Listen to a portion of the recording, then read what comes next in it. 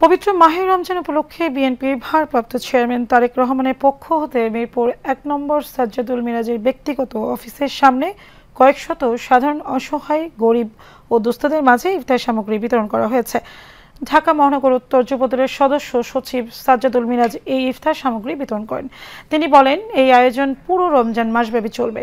প্রত্যেকটি বিএনপির কর্মীকে সাধারণ মানুষের দোরগোড়ায় পৌঁছতে হবে এবং তাদের সাথে সমস্ত কিছু ভাগাভাগি করে তাদেরকে যার যা আছে তাই নিয়ে সহযোগিতা করতে হবে।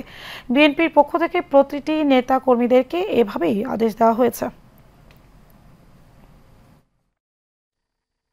আজকে আমরা এই রমজানের আয়োজন করেছি বিএনপি ভারপ্রাপ্ত চেয়ারম্যান জনাব তারেক রহমান এবং আমাদের দেশ নেত্রী বেগম খালেদা জিয়ার নির্দেশ করে আমরা রমজানের প্রথম থেকেই একেবারে মাস 30টা রমজানের মাসব্যাপী রমজানের আয়োজন করেছি বিএনপি ভারপ্রাপ্ত চেয়ারম্যান জনাব তারেক রহমান নির্দেশ ক্রমে। আপনারা জানেন, দীর্ঘদিন এই স্বৈরাচারী সরকার দেশ শাসন করেছিল। 16 বছর আমরা এলাকা অবস্থান করতে পারিনি। মামলা সত্যতে আমরা দুর্নীতি হলো বিভিন্ন দেশে দুর্যোগপূর্ণ পরিবেশে, যেমন বন্যাকালীন, জাতীয় দুর্যোগ, করোনাকালীন সময় আমরা দূর থেকে আমরা জাতীয়তাবাদী দল, যুবদল, ঢাকা মহানগর উত্তরের তরফ থেকে আমরা সহযোগিতা করেছি সাধারণ মানুষদের।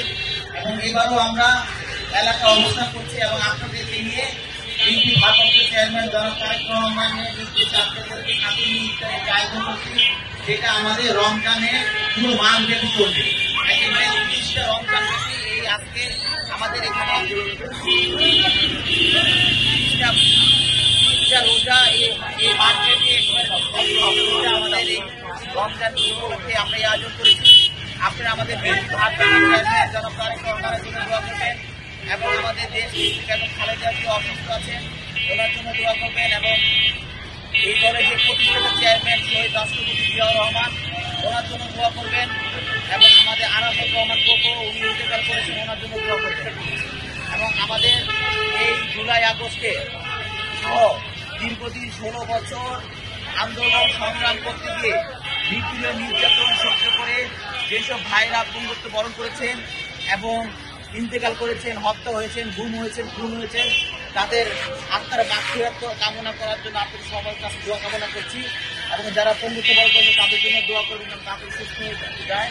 এবং আমাদের বিএনপি ভারপ্রাপ্ত চেয়ারম্যান জনাব তারেক রহমান যেন এ দেশে এসে দেশের মানুষের পাশে দাঁড়িয়ে একটা নতুন বাংলাদেশ গড়ার স্বপ্ন যে আমরা দেখছি সেটা যেন পূরণ হতে পারে, সেই দোয়া আপনাদের কাছে কামনা করি। ধন্যবাদ।